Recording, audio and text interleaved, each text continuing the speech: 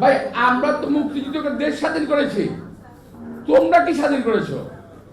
তোমরা একটা অপশক্তিকে প্রতারিত দেশ থেকে বিতাড়িত করেছো, ঠিক আছে, একই করি, আমি স্বীকার করি।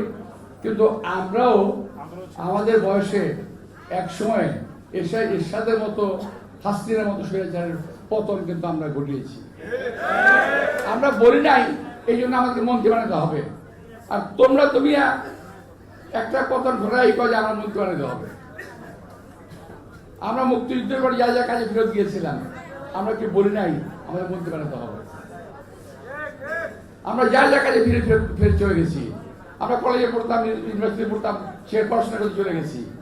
তোমাদের মতো লোভ করি নাই। তোমরা সেই লোভ করতেছো, এই লোভটা আমরা করি নাই।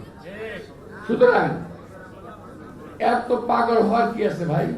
বয়স কম, রাজনীতি শিখো, দেশের রাজনীতি করো, দেশের উন্নতি করো, আমরা কামনা করি।